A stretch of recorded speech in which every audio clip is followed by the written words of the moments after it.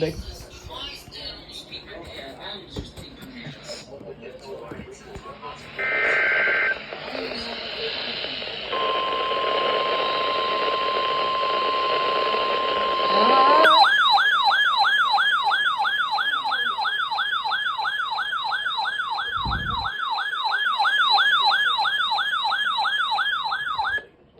Pittsburgh has issued a severe thunderstorm warning for central Butler County in west central Pennsylvania until 7:45 p.m. At 7:10 p.m., a severe thunderstorm was located near Shannon Northview, or 6 miles northwest of Butler, moving east at 35 miles per hour. Hazard, 70 miles per hour wind gusts and small hail. Source, radar indicated. Impact, expect considerable tree damage.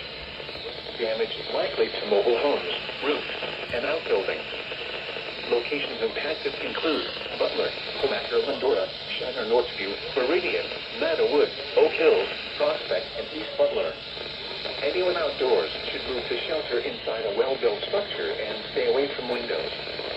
The storm is capable of producing widespread damaging winds.